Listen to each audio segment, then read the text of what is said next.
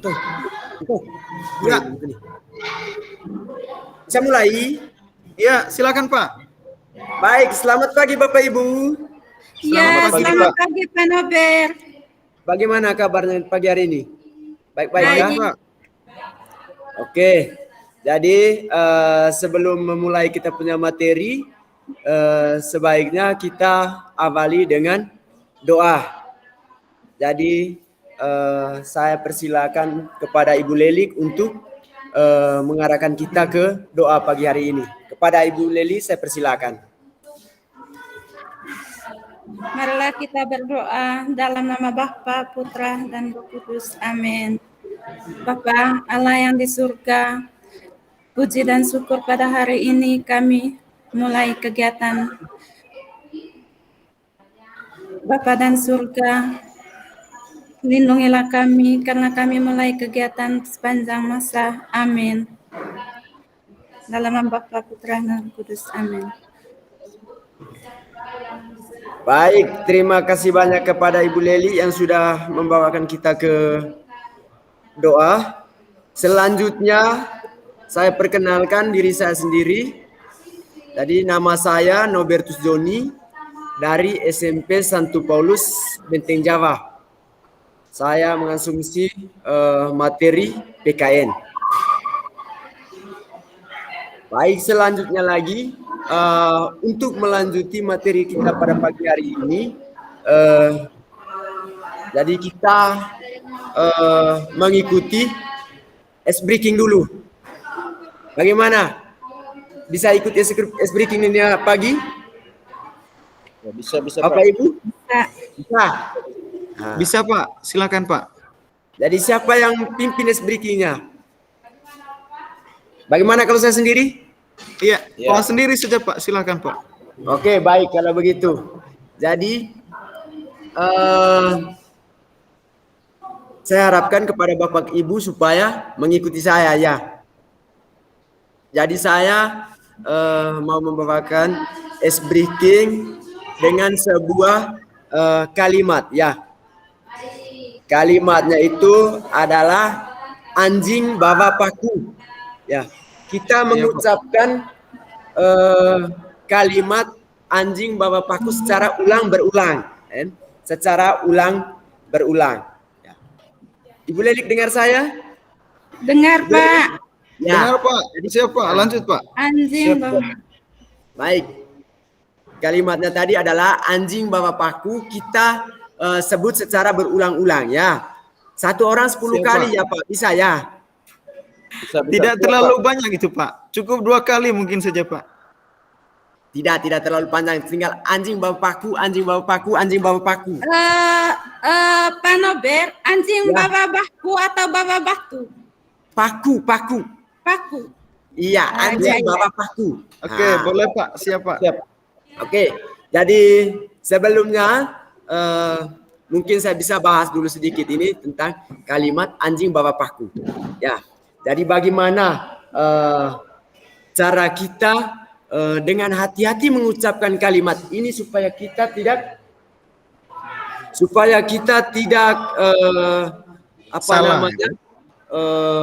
melanggar seperti norma hukum, norma kesusilaan, norma agama dengan norma-norma yang lainnya. Jadi kita mengucapkan kalimat anjing bawa paku ini secara hati-hati supaya tidak membawa kita ke hal yang buruk atau membawa kita ke pelanggaran norma. Ya. Jadi yang pertama saya yang menyebutkan anjing bawa pakunya. Ya. Bagaimana Pak Dus? Ya, siap. Okay. Pengumuman pulang sejak kakek. Iya. Baik, sudah. Besok kita ingatkan supaya nanti saya sebut namanya ya. Supaya tidak kendala yang sudah selesai baru saya sebut siapa yang berikutnya Jangan sampai salah. Ya. Jangan sampai salah menyebutkan anjing bawa paku. Berapa kali Bapak? Halo Pak Nober. 2 kali. 10 kali. 10 kali. Ya, siap Pak. Baik. Saya duluan Anjing bawa paku, anjing bawa paku, anjing bawa paku, anjing bawa paku, anjing bawa paku, anjing bawa paku, anjing bawa paku. Sudah. Selanjutnya saya persilakan Padus. Ya, anjing bawa paku, anjing bawa paku, anjing bawa paku, anjing bawa paku. Padus, bukan anjing bapakku, anjing bawa paku. Ya, anjing bawa paku ya, anjing bawa paku, anjing bawa paku, anjing bawa paku, anjing bawa paku. Baik, selanjutnya kepada Ibu Lelik. Ya. Anjing bawa paku, anjing bawa paku, anjing bawa paku, anjing bawa paku, anjing bawa paku, anjing bawa paku, anjing bawa paku, anjing bawa paku, anjing bawa paku, anjing bawa paku. Baik. Jangan silmi ya kate. Oke. Baik, untuk speaking-nya sampai di situ saja, kita lanjut ke materinya. Ya.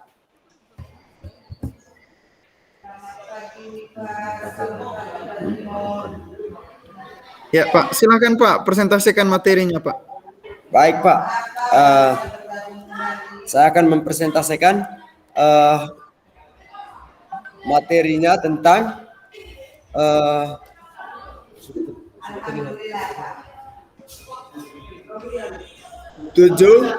prinsip penyusun alur tujuan pembelajaran. Itu sudah terlihat di layar itu Pak ya? Ya, ya, sudah bisa muncul Pak. Baik, di situ Sudah ada terlihat. 7 prinsip alur tujuan pembelajaran. Ya, kita masuk di prinsip penyusunan alur tujuan pembelajaran. Yang pertama itu adalah pengoptimalan 3 aspek kompetensi. Jadi pengoptimalan 3 aspek kompetensi itu adalah yang pertama itu tentang pengetahuan daripada peserta didik, sudah itu keterampilannya dan sikap yang berjenjang selaras dengan tahapan kognitif atau tahapan mengingat, tahapan memahami, dan tahapan mengaplikasi, menganalisis, mengevaluasi, dan menciptakan. Serta di situ ada dimensi pengetahuan. Jadi pengetahuan faktualnya, pengetahuan konseptualnya, pengetahuan prosedural, sudah itu metode metakognitif. Jadi pengoptimalan juga ini dilakukan pada pertumbuhan kecakapan hidup, baik itu secara kritis, kreatif, komunikatif, dan kolaboratif. Serta di sini ada 3P di situ ya. Beriman, sudah itu berkebineka global, sudah itu bergotong royong, kreatif, bernalar, kritis, dan mandiri. Oke, setelah itu setelah pengoptimalan 3 aspek kompetensi di sini ada merdeka belajar. Jadi prinsip utama di dalam merdeka belajar ini adalah menyusun ATP. Jadi menyusun ATP itu adalah pemahaman istilah merdeka belajar, antara lain. Yang pertama itu adalah memerdekakan siswa dalam berpikir, dalam bertindak pada ranah akademis, dan bertanggung jawab secara moral. Ya. Yang kedua, memfasilitasi dan menginspirasi kreativitas siswa dengan mempertimbangkan keunikan individualnya, sudah itu kecakapan belajarnya, sudah itu gaya dan minatnya. Jadi di situ ada mengoptimalkan peran dan kompetensi guru dalam merumuskan perencanaan dan pelaksanaan pembelajaran. Baik, kita lanjut prinsipnya. Prinsip penyusunan alur tujuan pembelajaran. Yang pertama di situ ada operasional dan aplikatif tentang rumusan ATP. Jadi rumusan ATP di situ memvisualisasikan dan mendeskripsikan proses pembelajaran dan penilaian secara utuh yang dapat menjadi acuan operasional yang aplikatif untuk merancang modul ajar. Sudah itu, yang kedua adaptif dan fleksibel. Jadi ini sesuai dengan karakteristik mata pelajaran masing-masing, baik itu mata pelajaran PKN, mata pelajaran IPS, mata pelajaran matematika, dan mata pelajaran yang lainnya. Di sini karakteristik siswa dan karakteristik satuan pendidikan itu mempertimbangkan alokasi waktu, dan relevansi antara setiap mata pelajaran serta dengan ruang lingkup pembelajaran, yakni intrakurikuler, sudah itu kokurikuler dan ekstrakurikuler. Jadi itu tentang prinsip penyusunan alur tujuan pembelajaran. Jadi di sini juga ada prinsip penyusunan alur tujuan pembelajaran. Di sini ini ada beberapa hal yang harus kita ingati. Ada beberapa hal yang harus kita ingati. Jadi di situ ada dua hal yang perlu kita ingati di sini. Yang pertama itu adalah perumusan dan penyusunan alur tujuan pembelajaran. Itu yang pertama. Perumusan dan penyusunan alur tujuan pembelajaran. Dan ini berfungsi untuk mengarahkan guru dalam merencanakan, mengimplementasikan, dan mengevaluasi pembelajaran secara keseluruhan. Sehingga nantinya capaian pembelajaran itu diperoleh secara sistematis, diperoleh secara konsisten. Sudah itu diperoleh secara teratur dan terarah dia punya alur tujuan pembelajarannya. Itu yang pertama. Ini yang harus kita ingati. Yang kedua, tentang penggunaan kata kerja operasional. Tentang penggunaan kata kerja operasional. Jadi di dalam rumusan tujuan pembelajaran, dia memfasilitasi guru dalam mengidentifikasi indikator atau mengidentifikasi kegiatan atau aktivitasnya dalam pembelajaran, yang tentunya ini sangat penting atau sangat berkaitan dengan pemilihan materi ajar. Sudah itu pemilihan jenis evaluasi pembelajaran, baik itu secara formatif maupun secara sumatif. Di situ juga muncul dia punya langkahnya, muncul dia punya langkah. Ada 7 dia punya langkahnya itu, langkah daripada penyusunan alur tujuan pembelajaran.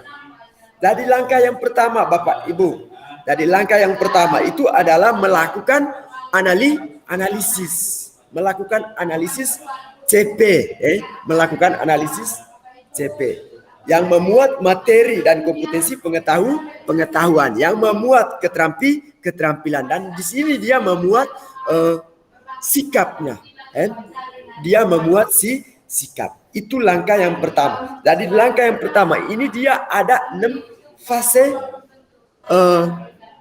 CP-nya.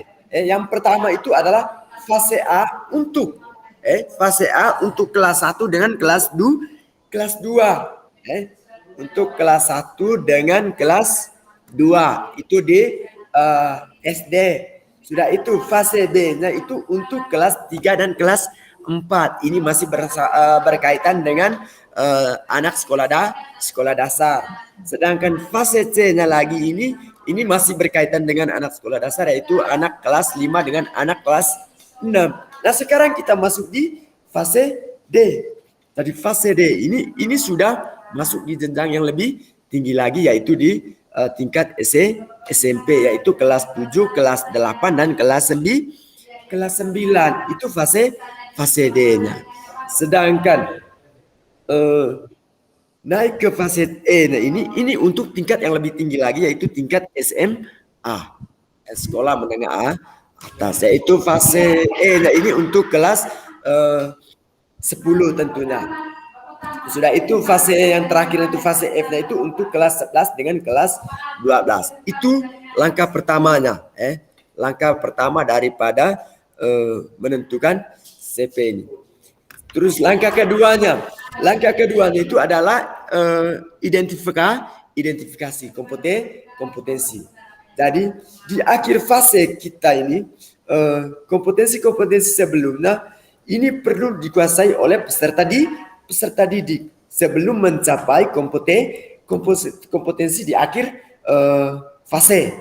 Itu di fase 2 langkah yang keduanya. Sedangkan langkah yang ketiganya ini adalah melakukan analisis. Melakukan analisis setiap elemen dan atau sub elemen profil pelajar Pancasila yang sesuai dengan mata pelajaran yang Bapak Ibu ampuhkan di dalam sekolah masing-masing. Dari capaian pada fase tersebut ada instruksi sedikit. Mungkin bisa muncul layarnya gitu, tampilkan layarnya. Ya, mungkin itu saja. Terima kasih. Lanjutkan Pak Nober. Tidak muncul dia punya layar Kak Padus?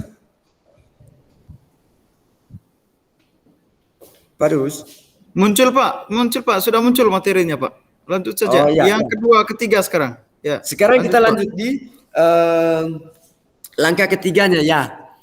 Jadi langkah ketiga ini kita melakukan analisis, melakukan analisis setiap elemen dan atau sub elemen profil pelajar Pancasila yang sesuai dengan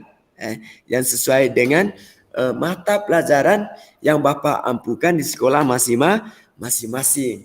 Dari capaian pembelajaran tersebut ada tertera di dalam fase-fase tadi. Di sini ada 6 dimensi. Ada 6 dimensi dalam melakukan analisis setiap elemen tadi. Yang pertama itu adalah yang beriman. Beriman, sudah itu bertakwa kepada Tuhan Yang Maha Esa dan berakhlak mulia.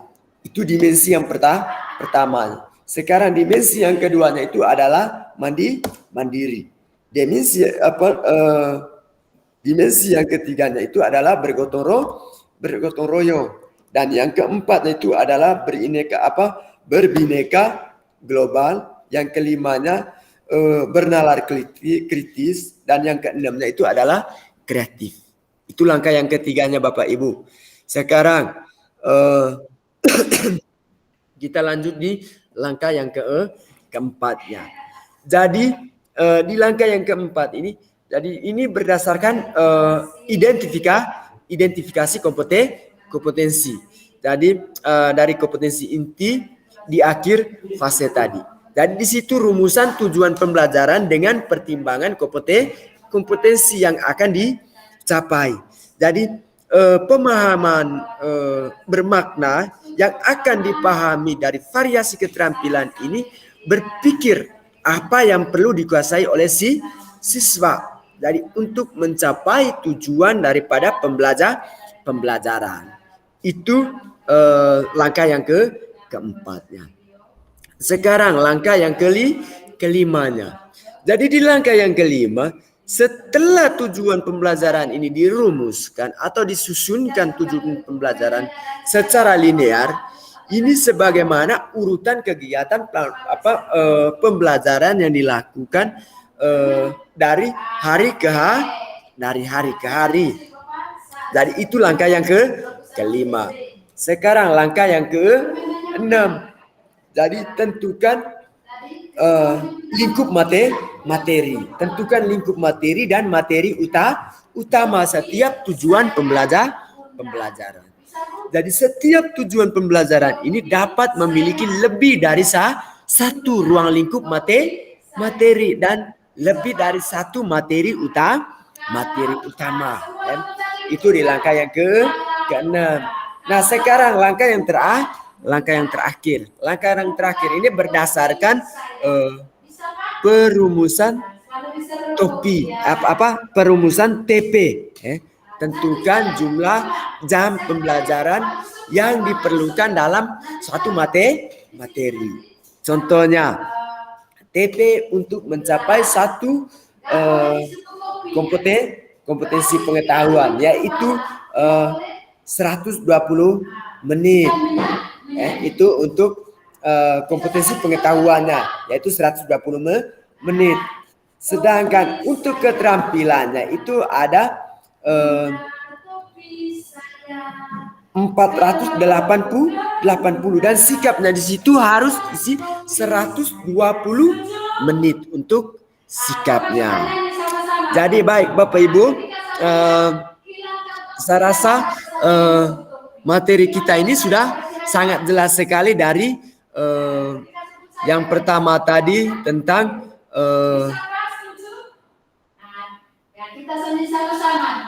pengoptimalan 3 aspek kompetensi, merdeka belajar. Sudah itu yang kedua tadi tentang operasional dan aplikatifnya. Sudah itu yang ketiga tadi tentang hal yang perlu kita.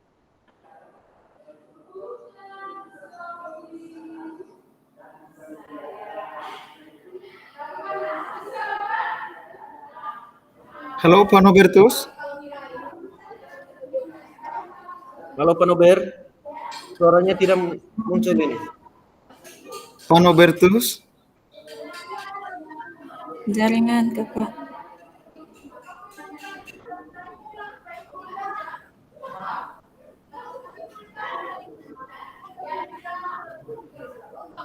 Pak Nobertus.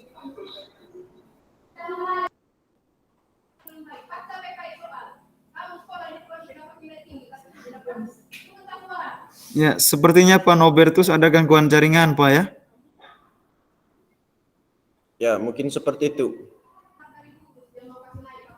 Ya, mungkin presentasi dari Pak Nobertus sekian saja dulu. Saya berhentikan dulu rekamannya, Pak. Ya.